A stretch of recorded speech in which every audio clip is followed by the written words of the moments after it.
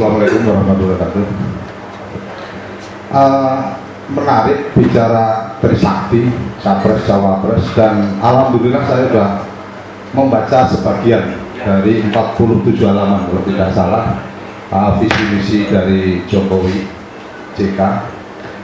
Saya Suryo Koco, kebetulan saya aktif di kegiatan pendampingan teman-teman pedesaan, walaupun saya juga menjadi bagian dari Bung Edwin di Aliansi Nasionalis Indonesia.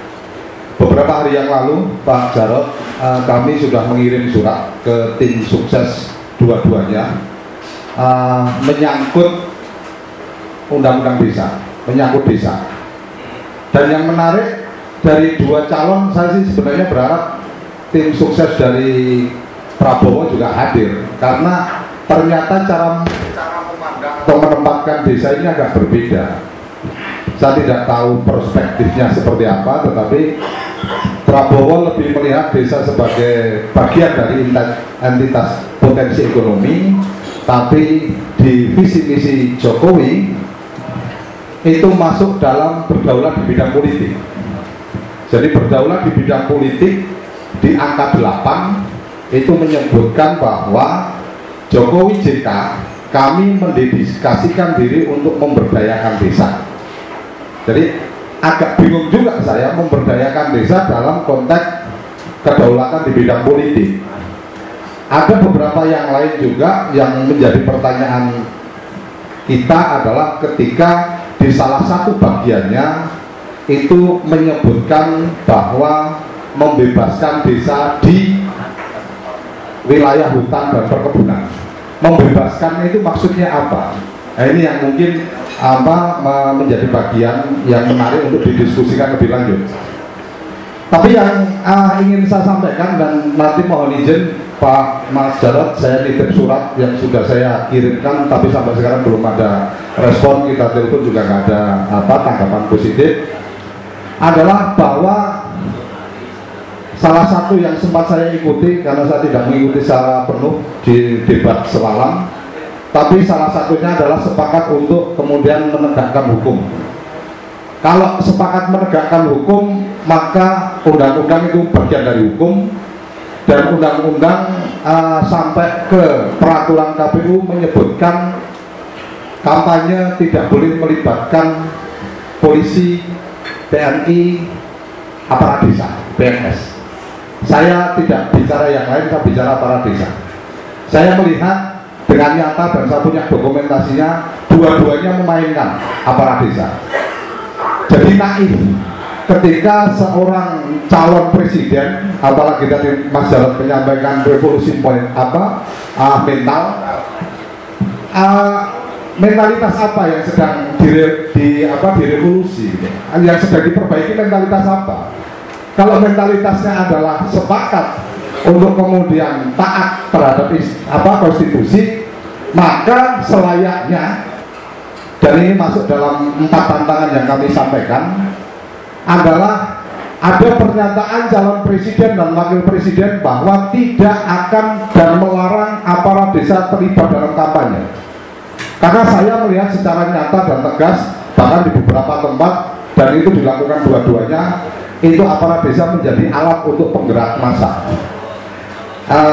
Jadi itu salah satu dari 4 yang kami ingin mintakan komitmen dari calon presiden, wakil presiden. 3 yang lain adalah menyangkut ketika sudah duduk menjadi presiden.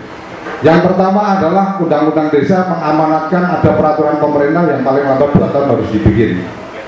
Saya pengen dengar ketika bicara tentang calon presiden, wakil presiden, karena kita sudah tidak punya GBHN, kita hanya berpegang pada visi misi. Maka visi misi yang ingin kita dengar tentang desa adalah komitmen yang terukur.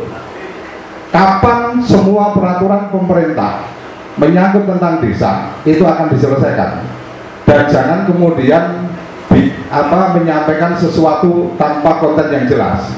Karena beberapa waktu yang lalu Pak Prabowo ngomong 1 desa 1 miliar, berikutnya Pak Jokowi kalau saya jadi presiden saya langsung tanda tangan PP.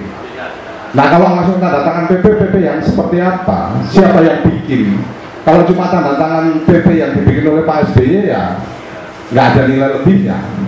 Kemudian yang kedua adalah menyangkut alokasi dana desa yang disebutkan secara jelas akan dikawal oleh Jokowi JK itu sesuai dengan amanat undang-undang.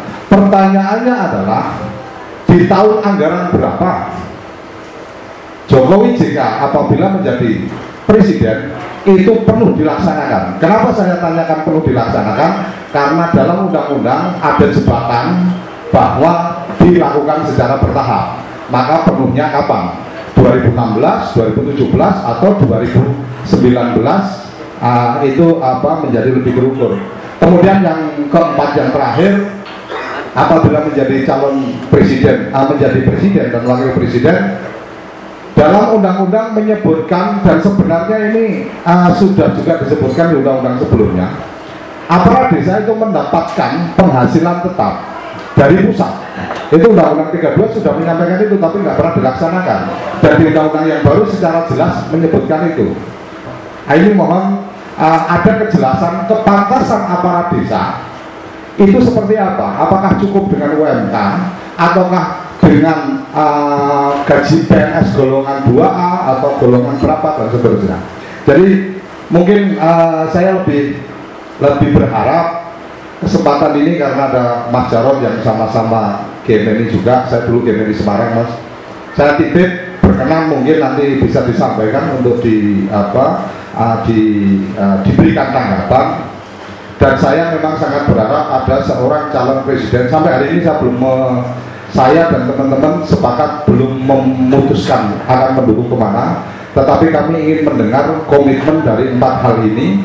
Apabila ada yang berani berkomitmen rasional, artinya kami tahu betul cara mengukur juga ini rasional atau tidak, maka kami juga siap untuk menjadi bagian dari pendukung, bagian dari kampanye dari seorang calon presiden. Saya pikir itu yang ingin saya sampaikan, walaupun sebenarnya kejadian dengan undang-undang desa yang sekarang bergulir dan seterusnya ini jelas-jelas mengingkari amanat dari konstitusi kita, Undang-Undang Dasar 1945, karena di amandemen pasal 18 itu sudah menghilangkan keistimewaan dari desa, di mana pasal 18 jelas menyebutkan di penjelasan 250 daerah harus diberikan keistimewaan mulai dari tingkat provinsi, kabupaten, kota, dan desa atau sebutan lainnya. Dan ini sudah diberangus, ini sudah selesai, artinya kita sudah tidak bisa berharap lagi kecuali Jokowi JK berani melakukan gebrakan kembali ke Undang-Undang Dasar asli dan kemudian melakukan adendum penyesuaian dari pasal-pasal yang dianggap sudah tidak sesuai dengan perkembangan zaman. Saya pikir itu, terima kasih. Itu Mas Kocok, ini yang dimasukkan. Terima kasih Mas Kocok. Nanti akan kita bahas di dalam tim sendiri karena butuh perhatian serius. Saya sudah baca sepintas tadi, ya.